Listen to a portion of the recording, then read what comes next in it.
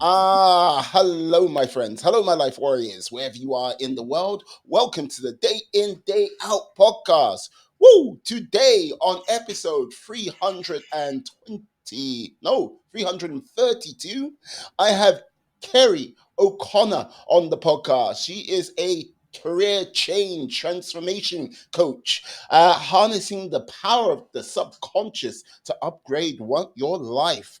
Oh, how are you today, my lady? How are you? I'm great. I'm so delighted to be here. It's a real pleasure and an honor to be on this podcast. And I am super excited to share my wisdom, hopefully inspire a few people along the way, and also learn from this whole experience as well. So let's do this.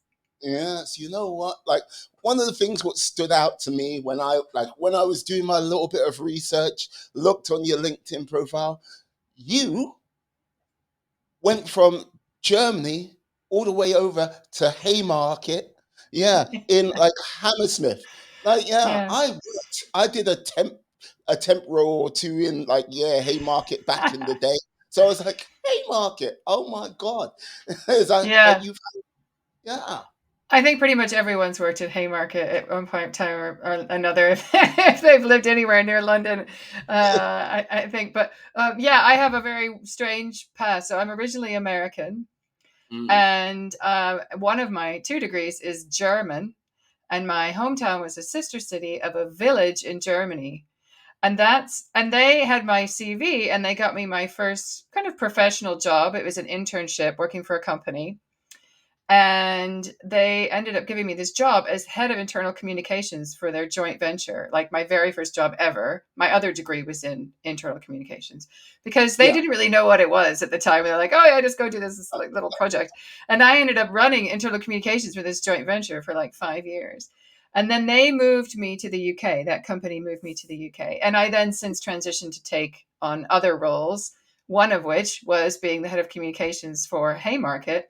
And a little funny anecdote is that I actually met my husband working at Haymarket as well. So it has a happy ending for me in many levels.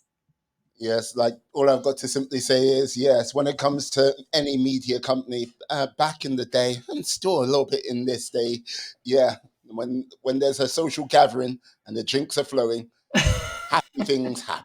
Let's just say happy things happen. Well, we didn't actually date when we were working together, funnily enough. It was like, this is an even more bizarre story. We bumped into each other 2 years after we both left the company in a gym Okay. in central London. So it was all fated to be. But this isn't all about my relationship history here. Hey, look, if you've harnessed the power of serendipity, I'm not, I should not get in the way of that. No, no, no, no. But like, okay, I have to ask, like, basically, you have an illustrious career in communications, like Thanks. spanning like in a brief period of time. Let's just say it like that, just like that. I'm still young, yeah. Wink, wink. Yeah, absolutely, absolutely. Now, how did you know you needed to change from what you were doing to what you're doing now? What was that Yeah, moment? that's a really excellent question. So, like I said, one of my degrees was in internal communications, and I'm going to tell you a little bit about my family. So my dad worked in a steel mill for 35 years, and he pretty much hated his job his entire life, but he just kept going back every day, and he stayed with the same job his entire life. And so that was kind of like my example of what you do. Like if you don't like it, you just put up with it. You make the money, you go home at the end of the day, but you just have to put up with it until you get to the age of retirement. And pretty early on in my career, and funny enough, when I was working in Germany, I remember I was like overwhelmed, felt under tremendous pressure for this big project I was working on. And I'd been working till like 8 or 9 o'clock at night. And I remember trying to leave the car park and just breaking down into tears.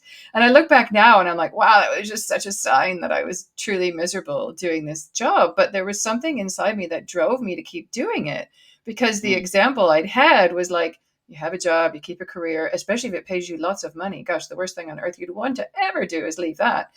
So I think I kind of in within me, I had this feeling for a long time that it wasn't right for me, but I just kept going back. And then in about 2008, when I was working at Haymarket, interestingly enough, my boss, who was the head of the company, was like, "Oh, I'm thinking about getting a coach." I said, "It's really funny, because I've been dying to take a coaching qualification." And he said, "Well, I tell you what, I will pay for your, development to become a coach, and then you just have to come back and use your skills at the company." So that's kind of what happened. Although, funnily enough, I never actually coached him personally because we decided that would have been a little bit weird for me to coach my boss like that. But then shortly after that, my role was made redundant. And I was like, wow, I could take my redundancy package and start up my own company and become a coach. But it was like, whoa, it's a really bad time in the market. It was when there was the whole mortgage crisis, right? Nobody had jobs. Nobody wanted to leave their job. Everyone was absolutely terrified. Money and jobs were an issue. And so, I was like, I'll never get a job. I'll never get clients. I can't afford to do this. And so fear drove me back into that career. And you kind of fast forward about 13 years later, and I got more and more senior roles. My salary was quite high. I was really achieving. I was doing really, really well. But my body started to talk to me. And I started to get chronic stress related illnesses. So I had like inflammation in all of my joints, which often happens when you have a lot of stress in your body. It creates inflammation. So I had some pain and I was injuring myself constantly in the gym. I was getting viruses, like every virus that could come, because my immune system was so suppressed from all the cortisol in my system that I was, I couldn't fight anything off that was coming towards me. I was waking up every morning at 4:30 with anxiety. I was unable to fall back to sleep. I was carrying it around with me all day, just feeling nervous all the time. And as a result of that as well, I started to develop a lot of self-doubt. Like I had tremendous imposter syndrome, despite the fact that I had all this experience. I had loads of people telling me I was good at my job. I was achieving all of my work and my deadlines. And when I looked at individual pieces, like, oh, that was a good piece of work. But my self confidence was just rock bottom. So when that role was made redundant, um, I decided enough was enough. I didn't want to just go for the next job. I wanted to find my purpose. I wanted to find the thing that lit me up, that wouldn't affect my health like that, wouldn't affect my mental health like that. And it wasn't about the job being wrong or the people being wrong, or the company being wrong or the culture being wrong. And of course, there were things to improve there as well. It was just, I was the wrong person to be doing it. I was the wrong person. That was just the wrong job for me. And it just took me a long time to figure it out. For me, it was my body that was telling me. A lot of people develop anxiety or depression. Their mind is telling them. Or you keep coming up against issues like, you keep trying something and it keep having the same problems and they keep coming back and they keep coming back. It's like a sign. It's like, you need to do something different. So yeah, that's kind of basically what led me to do what I do. I eventually made my way back to coaching. And then when I went back to coaching, it was like, okay, I've learned the traditional style of coaching. Now I want to get deep into how we make life transformations. And that's, you have to go to the subconscious mind for that. So that's what got me to what I do now. Ah, I see. No, because like this is the thing you mentioned, like yeah, you beat like your dad, and basically that's where you sort of got the how can I say the work ethic of just like you stick at it and you keep going right until the very end. Like circumstances for your dad most probably was considerably different to your circumstances. Like yeah, I've got a family, I've got to make sure, and like yeah, going how many miles to the next place to get another job ain't gonna really happen. But the thing what really interests me, and I think this is where a number of people get caught up in, they get that if they have achieved a certain level and the money's good, like being able to sort of step away from that sort of cash and go, okay, it's kind of like a weird set of golden handcuffs because it's like, okay, if I change now and go into something completely new, how how will my income drop from where it is to where it is there? And it's just one of those things. If you got like if you're even just renting, not even going to the mortgage and stuff like this, your lifestyle will have to change extremely. People are not willing to do that. And like, yeah, even when you said, yeah, 2008, well, yes, I was made redundant. And don't get me wrong, 2008, like for anyone can remember, it was not the best times, but It wasn't it too would, dissimilar to now, if I'm honest. yeah, but it would have been like there'll be a number of people who are like going, yeah, okay, I'm being made redundant. I need to find a career change. It would have been a golden opportunity. Yeah, Yeah. it's easy to say that in hindsight. It always Yeah. is. Yeah, yeah. But the thing is, like, what I've realized through this whole experience in life and also working with my clients is that we all have choices. And I think we get into a situation where it's like, I'll never be able to make that kind of money anywhere else. I'll never be able to make that money doing something that I love. This is a limiting thought or belief that's telling us that. But is it really reality? Like, when I left my career, I was very much the breadwinner by quite a long mile. And my husband and I sat down and we had a really serious conversation. And we started looking at the budgeting and everything else. And it got to it got to the point where it was like literally, I felt like it was my life or my job because my health was really suffering. Of course, my husband didn't want that for me. And, we looked at the fact that we had a redundancy package. We had some savings. And we decided that I would make a go with it with my business. It's taken some time, right? It's taken some time. You don't go from one career to the next necessarily and start making the same kind of money overnight. But I wasn't so worried about cutting back on things because I felt so much better and so much happier. And I had such a clear plan to get there. Now, I do appreciate there are some people that are literally paying month by month just to make the bills. And what I would say to those and the people in those kinds of situations is your brain is telling you that you have to go from one situation to the next, and there's no way to get from A to B without jumping off of a cliff. And that isn't true. There are definitely ways to go there. There's things you can do for free. You can do free training. You can do free networking. You can sell off things in your house. Do you know what I mean? You might have like some treasure trove of antiques that are just gathering dust that could save you money. You could stay with the job that you have, but in the evenings and on the weekends, you could maybe retrain or think about what you want to do or start networking and working towards what it is that you want to do. If you've been made redundant, you could maybe get a job where you're like freelancing or temping for a short period of time while you're working towards your new career. So I think the thing is, like I said, we all think that it's like either A or B, and there's nothing in between. And a lot of that's driven by stress. Because when you have stress, you have blinders on. Like you can't be creative. You can't think of opportunities. Everything's like awful or it's great. There's just nothing in between. But when you really sit down to think about it, you do have choices. There are ways to go about it, and there are ways to, improve your life. And yes, you might have to cut back here or there, but it's not impossible.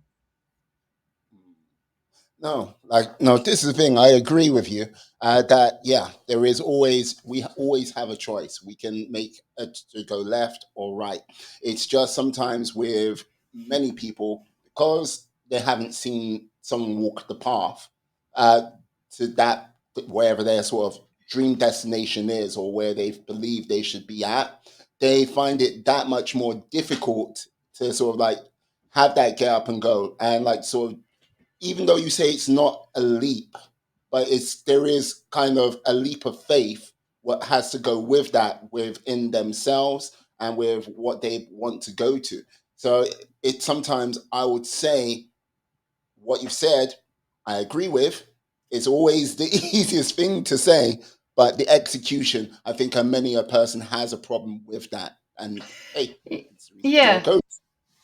And I totally get that. And that's where I help my clients is to break down those fears and understand where they've come from. Because sometimes the fears are irrational and they're blocking them from going forward. Sometimes the fears are rational, but they don't need to be like stuck by them. I think a lot of it also comes in the planning. Like if you have a plan, then it takes a lot of the uncertainty away.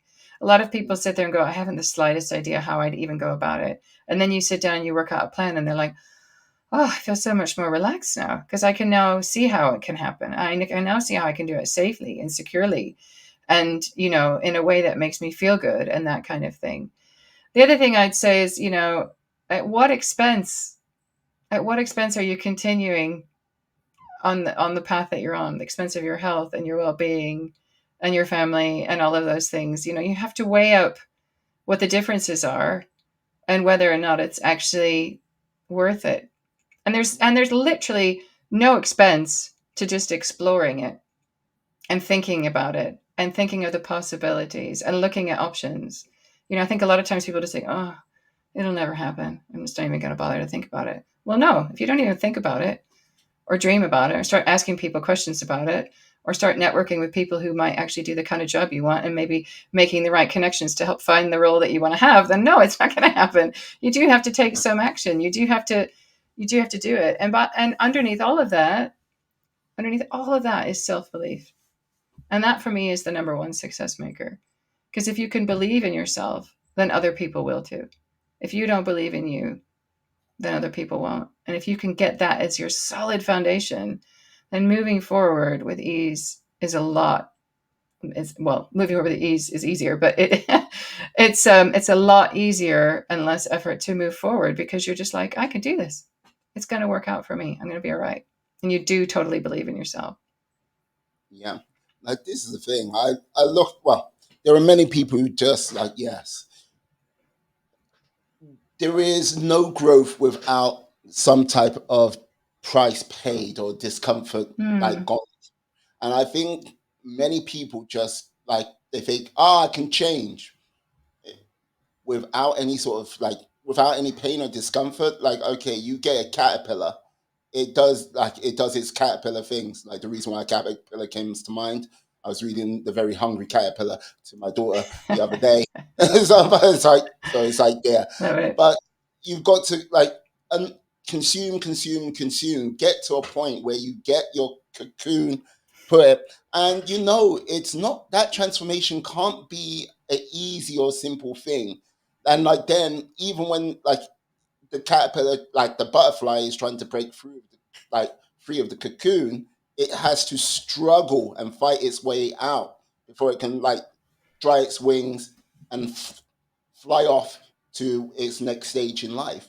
But people are just, I can change without any of that.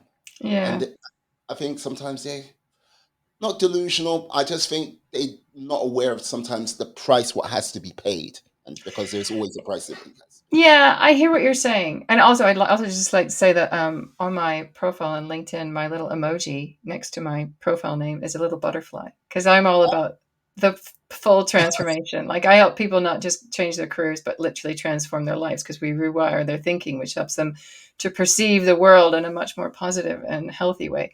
But I think a lot of the times what's behind that as well is fear. Like, I know I feel this way about myself, and I don't want to face up to why because it reminds me of sad or maybe in some people's cases really traumatic times that they experienced in their life, quite often in childhood.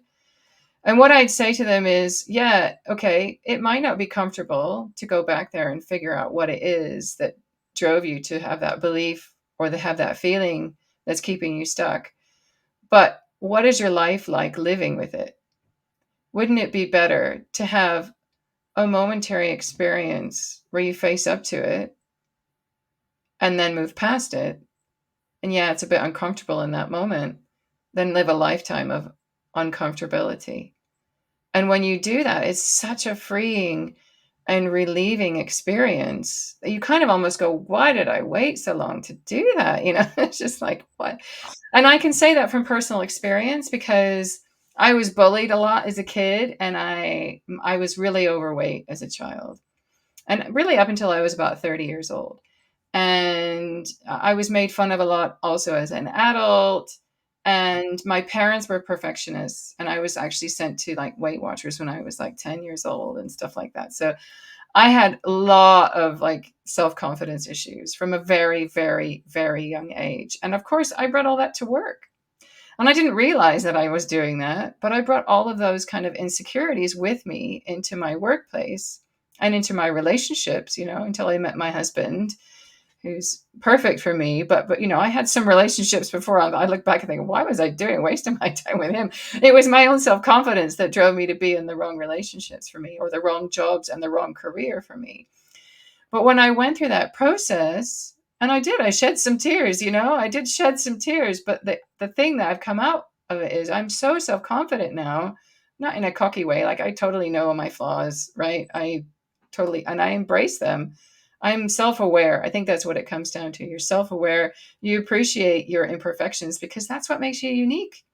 That's what makes you special. That's what people pay you for. That's what people want to work with you for and, want to be around you for.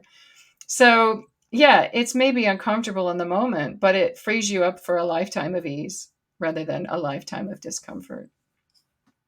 No, I no, I totally get that because like this is the thing. even with like, yes, with your life going through Weight Watchers when you were 10, being a perfectionist, and like basically, yeah, all the way up until the age of 30, like saying you were like fat, overweight, and like going through most probably a relationship or two, which you like, go, oh my god. I mean, they But weren't yeah, awful. Like I was never, they were just wrong for me. They weren't horrible people or anything. Luckily, I didn't have anything like that. But I yeah, think we can all look back at some of our relationships and think, "What and was I thinking?"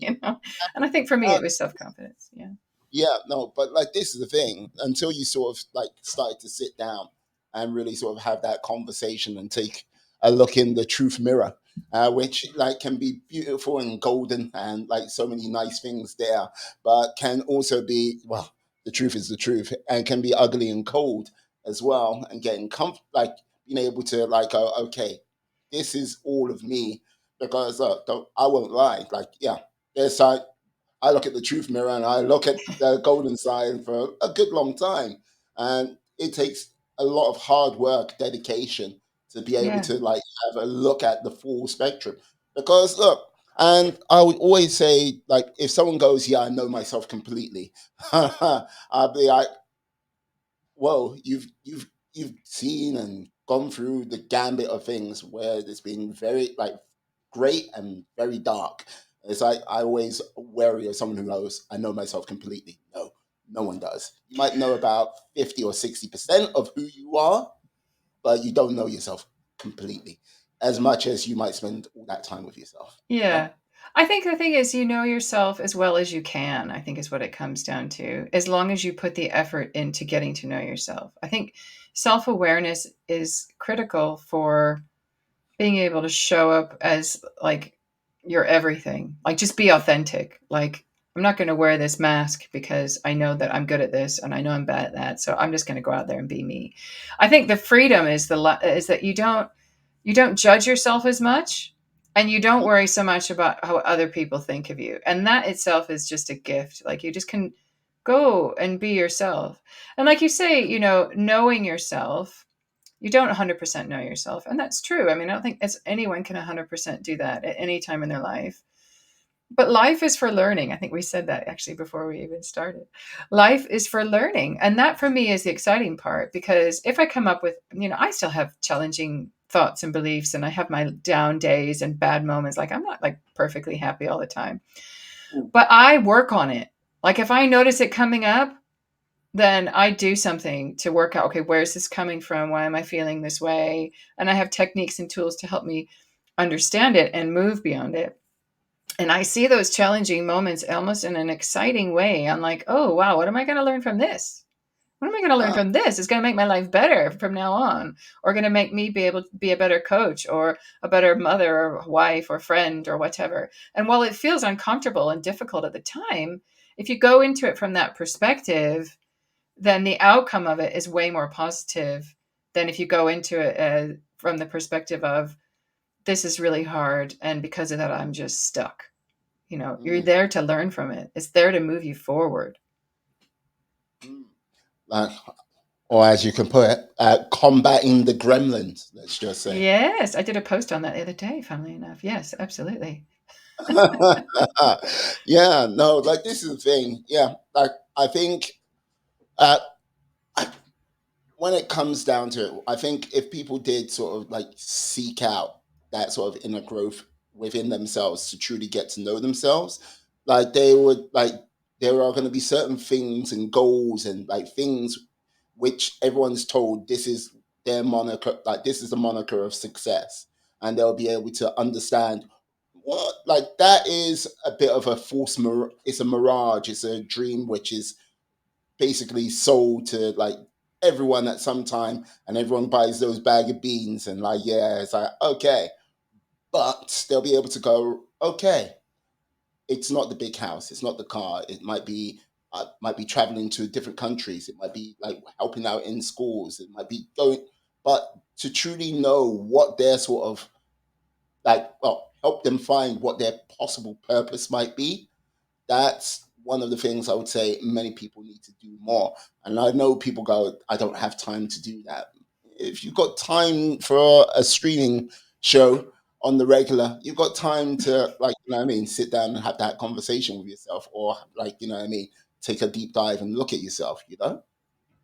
Yeah, and I think the thing about finding your purpose, it feels like this big kind of woo-woo, airy-fairy type thing. It really doesn't need to be that. It's I see it more as like what innately drives you to do your best in life, to be at Mm, your best in life. And um, I think for a lot of people, they don't bother to think about it because for some people, they just don't need to. Like they're happily getting on with life. And maybe they aren't even aware of their purpose, but they might actually be living it. So the mm, awareness of it, maybe it's not even that important. People start to question that when they get into a situation where they feel unhappy, well, they feel stuck and they don't know why and they don't know how to get out of it. And it's kind of like, I need to figure out the thing that's going to make me happy. And understanding your purpose, or for me, that's kind of like, what's your why? What's your raison d'etre, can be really helpful because it, like that. sorry. Raison d'etre, I like Yes, that. yes, I do speak a bit of French. It helps you understand more clearly the direction that you should go in your life in order to find a greater sense of fulfillment. And if you have a greater sense of fulfillment in life, then you're much more likely to feel happier, to feel lighter, to feel well, a greater sense of purpose, obviously. But again, what does that mean? It's like, why? Why am I here? You know, at the end of the day, they say the number one reason that people are what makes people most happy in the work that they do is that they feel that they have a meaning. The job has a meaning for them, right? And that could be different for lots of people. Like, a lot of us tend to look at bankers as like, ooh, naughty, not positive people. But if a banker is like, that's what they're great at, right? That's the environment they thrive in. Who am I to judge that? Like, if that brings out the best in them, go for it. If having the big house and the car, I have no judgment, right?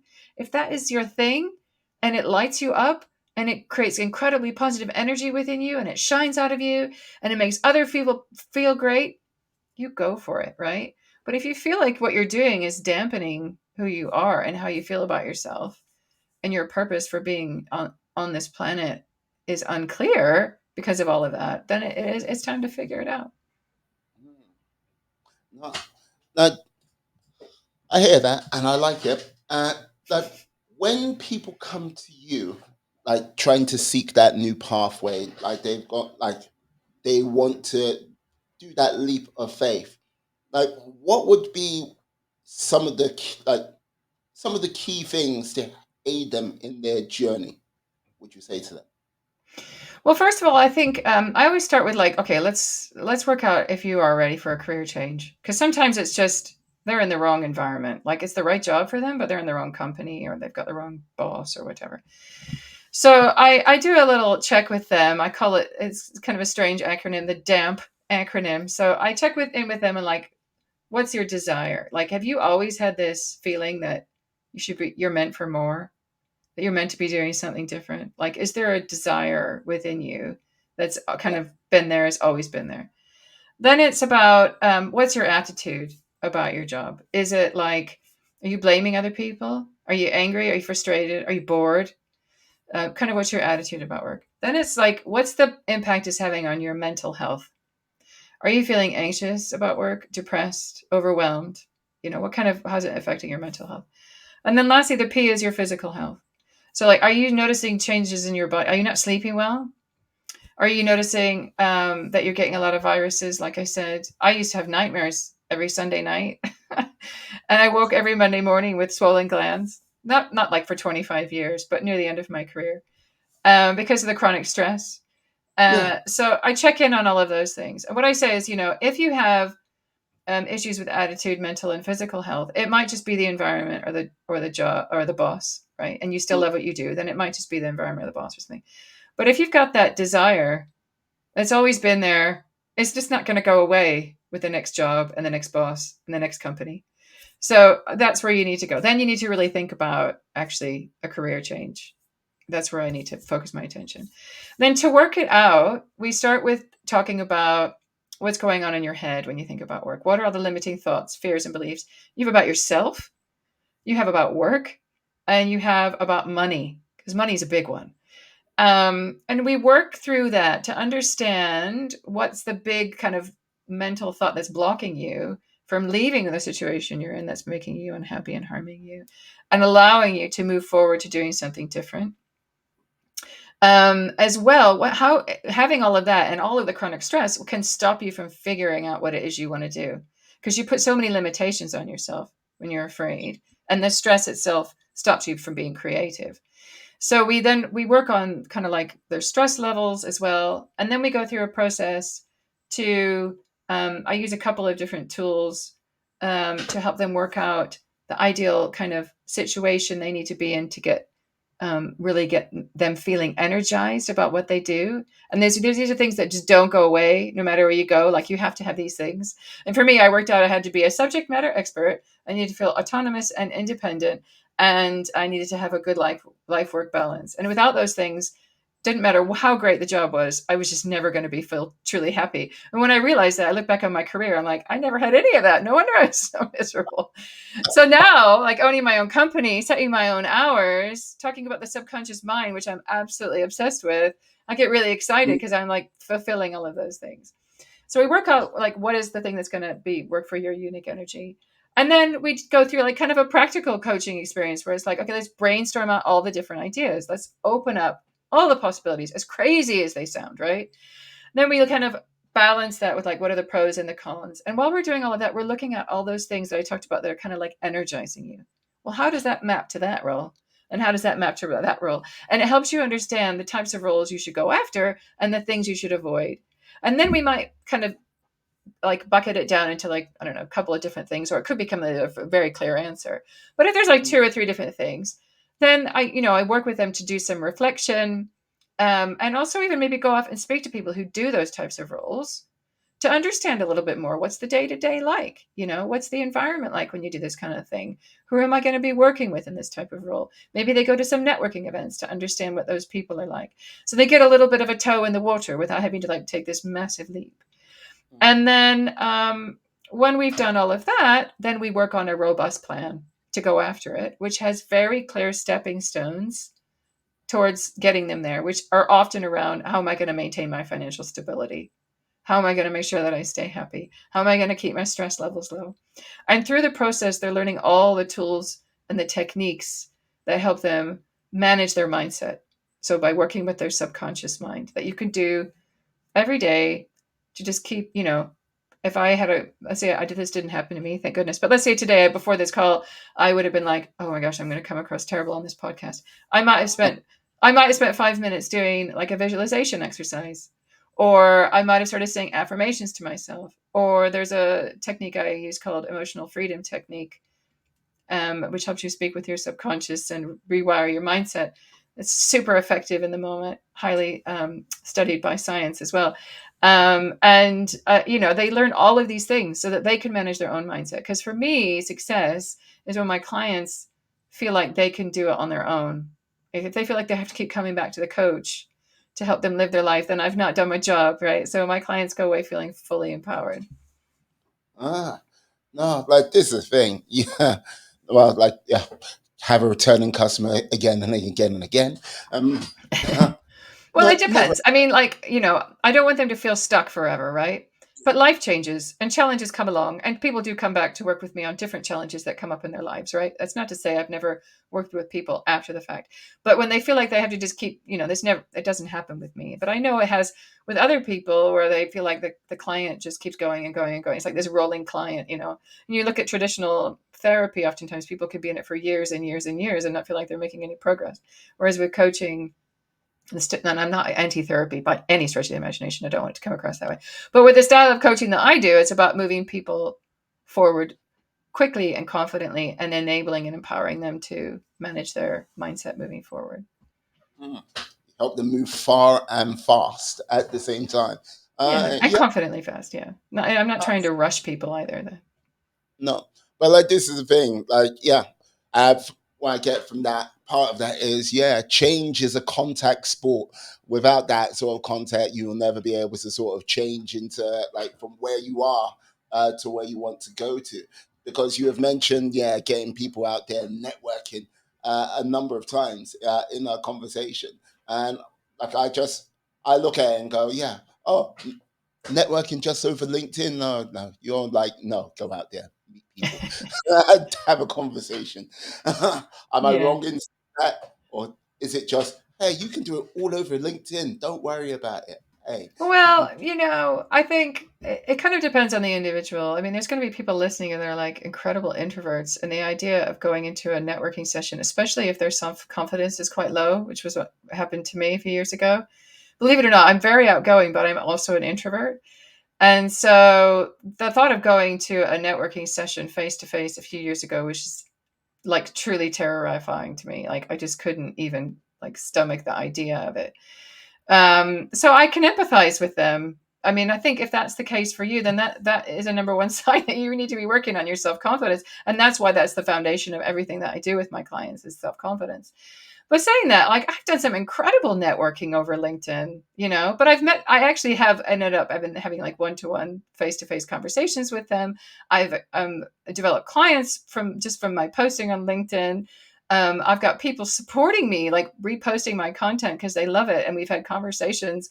I do think you can do a lot of networking on LinkedIn if that's all you're able to do. But of course, the face to face is it's obviously the best of all networking options. like this is the thing. Like my my daytime job is in sales, and I call people all around, like all over up and down the UK, sometimes globally. But yeah, when like the people I've met face to face and had those conversations, it's a gold standard of connection rather Absolutely. than just like over the telephone, over LinkedIn, or whatever form of communication. Like yeah, in the future, I will have this podcast where I'll be face to face with the majority of people, but just down to time and use of technology. I'm getting it out there, getting in contact with people, but there Yeah. would be a little bit extra when I've done podcasts far too long ago, when I've had people in the room with me. So yeah, Nice. Nice. Yeah. And what I'd say to people is like, if you can't get out face to face, don't use that as an excuse. Like you might be sitting there going, well, I know that's the best way to do it. And I don't have time because I can't get out of work. And they might come up with 1,000 reasons why they can't do any networking because face to face is the best way. Just don't let it stop you. Just start trying, you never know what might emerge. I've made some incredible opportunities, had some incredible opportunities just from connections that I've made on LinkedIn. So, yeah. I would say perfection is the ally to procrastination. Because, uh, That's if true. They're you, best buddies, aren't they? yeah, because every time when it's like, oh, it has to be this way or that way, it has to be absolutely perfect. mm, like it seems like you're moving forward, but it's just like, yeah, everything stopped, and before you know it, you turn around and go, what happened to 3 months, or what Yeah. happened to half a year, and nothing ever moves forward, you know? Well, with my clients, and I've seen it in myself, a whole 100%. What's underneath procrastination is almost always a fear of failure. And so what we end up doing is we self sabotage. So we think to ourselves, well, if I leave it to the last minute, then if I fail, then I can just blame it on the fact that I didn't give myself enough time. Then it's not about my skills or abilities or this or that. It's not about a judgment on me. So we sabotage ourselves so we can give ourselves an excuse when we fail, and to prevent just to not even give our chance to fail. Sometimes the procrastination it doesn't lead to anything. It doesn't. I mean, it leads to no sort of outcome whatsoever, and that's because, well, if I don't start it, then I can't fail it either. So Yeah. it's fear. There's fear underneath all of that. But if you get to the bottom of what's driving that, like I'll be told that I'm not good enough, and I already believe that about myself, and I don't really want to hear it again. If you get to that, get rid of it, chuck it out the door, and you're like, I don't need to believe that anymore. That's ridiculous. And you're just off and flying. Procrastination isn't really an issue. You get to the root of procrastination, you can move yourself forward with anything. Yeah, if you haven't gone for that dream always lives on, even though it might be a false dream or it might be a false destination, and all you needed to do was actually get out there and go for it. and like, oh, wait a second, that's not where I want to be. And it can show you, once you've gone past that, it can show you your true path, where you need to be and where you want to be, where your destination should be. 100%. 100%. I'm a firm believer in the universal laws, and I think one of them is that the universe has a much better plan for us than we could ever possibly imagine. So, roll with it, ride that roller coaster, learn from it, go on the ups and downs. It's all taking you to the right place. That's my belief, at least. Yeah, well, like, this is the thing. Like, yeah, you went around about it, like around the houses, and look, trust me, everyone goes around the houses at some point. Like, it's very rare that you meet someone who's like, goes, yeah, this is I saw this and I was gonna go for it, and I went straight ahead, like tick tick tick tick tick, and yes, I am the success I am today. And it's like, okay, right, no sort of no trials or Nobody's tribulations. done that. It's Literally like, no one on the no, planet. no self doubt, no, like, yeah, no, nope, just went No. for it. It's like, okay. So what lessons have you learned along the way? It's like, What I've have I succeeded. learned? No, I was I like, think. basically, Oh, oh I yeah. see. Is that a hypothetical question, or is that a question for me? I know it was all part of my bit, but you know what? Like, if you want to leap on that question, you go Let's ahead. roll with it, shall we? Let's roll with it. Absolutely. What I've learned is to trust my gut. Listen to my body, because it's my greatest teacher, and it's constantly talking to us. And we have so many of us are totally disconnected to the message our bodies are sending us. We feel emotions, when you feel despair or anxiety or guilt or fear or anger or any of those things, you always feel the emotion somewhere in your body. So touch into that, talk to that, listen to what's trying to tell you. And I've found that's been incredibly, incredibly helpful. And also for me, being able to follow my intuition, follow my gut. Yeah, trust your instincts. I think that's the main thing that I've learned over time. I've got to say, like, you come across as someone who is very incredibly aware of yourself, more so, and like in touch with yourself. Like, do you Thank you. still? I'll take that as a compliment. No, it is a compliment. It's a case of, like, because everyone goes, yes, I'm in touch with myself at certain points in their life, but they, like, the drift happens and they're not really. But it seems like, as you found yourself, you've like went, okay, no, no, no, I'm not going to let that drift happen. Not to the extent Mm, where it's like going to put yourself in a situation where, okay, you're sick again, or like, yeah, you get like you got get depressed again, or like basically where you it's leading you down that sort of, not a path of self destruction, but not a good place. Say, like, how do you manage to maintain that self awareness? Would you say? that's a great question. So I meditate twice a day. I Hmm. started meditating probably about a little over 20 years ago. And I actually, funnily enough, I started meditating when I was commuting into central London. And what I would do is I'd put in my noise canceling headphones. They probably weren't noise canceling back then, to be fair. I'd get myself a seat on the tube and close my eyes and just tune out the world. And I'd put on some like meditation music. And for like an hour, I would just meditate and visualize. And I'd end up at my destination, like levitating. And it was great, and it actually reduced all the stress with the commute and everything else. And I stopped practicing for a while, and funnily enough, that was when I started having a lot of issues with my health and everything else. And when I went to started seeing some doctors and everything, one of the doctors actually said to me, "You need to start meditating." And I was like, "Wow, I used to do it all the time. I don't know why I stopped."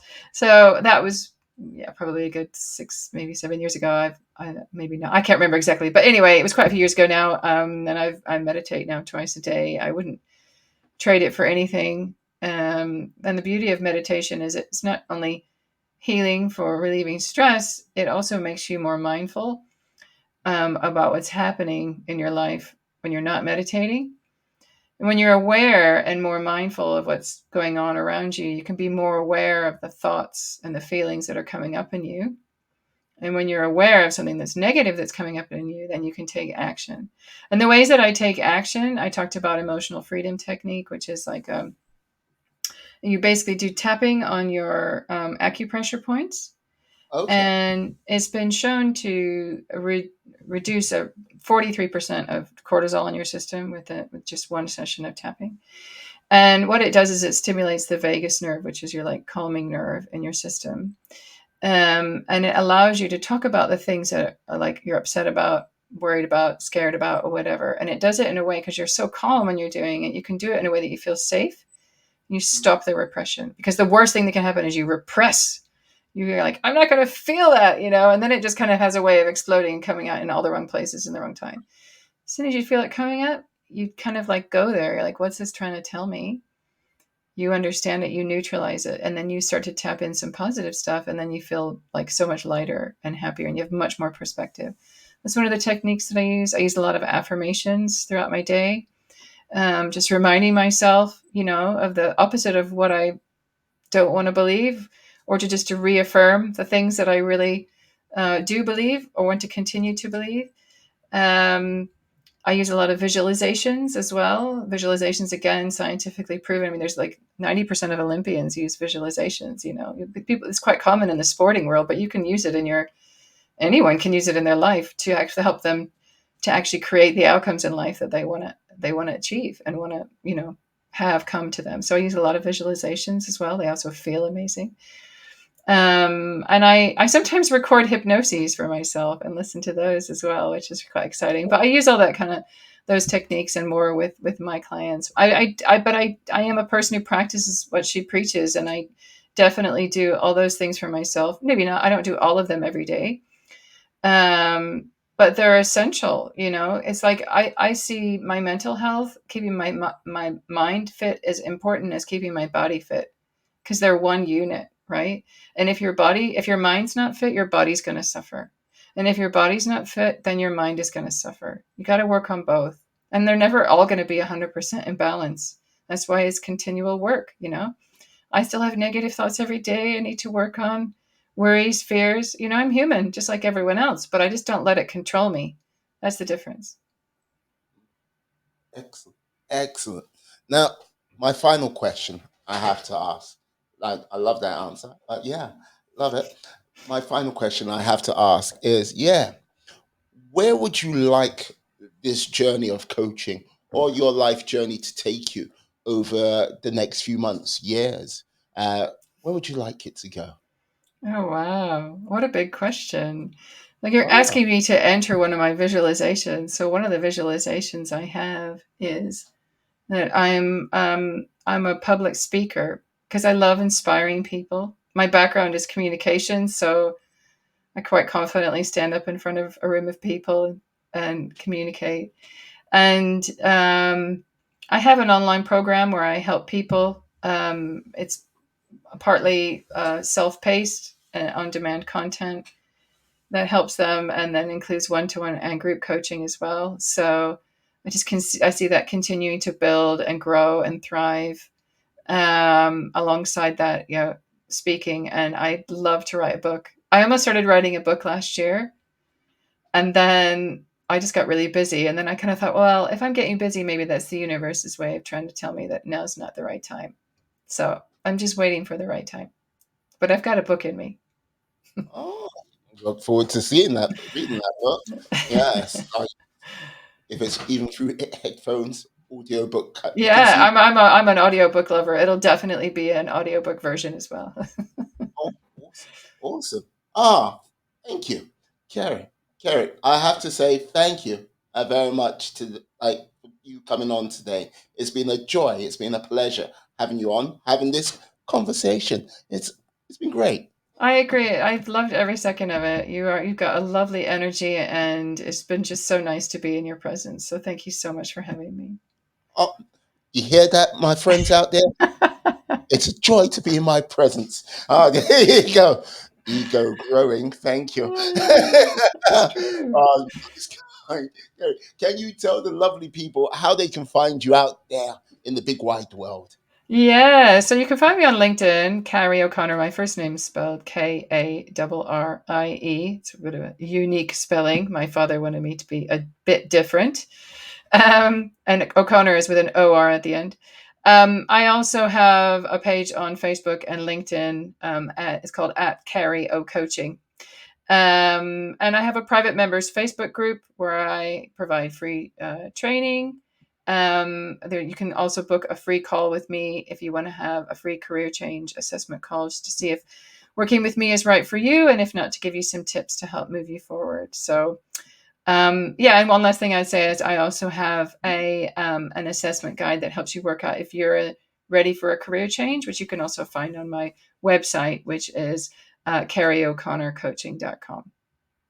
Booyah! There you go. All the information will be in the show notes, the description. So go out there, get to Kerry, and she will help you out. Make the the bold new steps forward for yourself. Yeah, yeah, Thank you. Yeah. definitely. Thank you so much. Ah, the pleasure's all mine. Thank you very much. And I'd like to say thank you to you, my friends, my life warriors, for sticking with us all the way to the end. Please stay well, stay safe, be awesome, be excellent, be fantastic. Be all the positive bees you can be in this world and then some. Have a great day, guys. Have a great day. Peace. And we are out.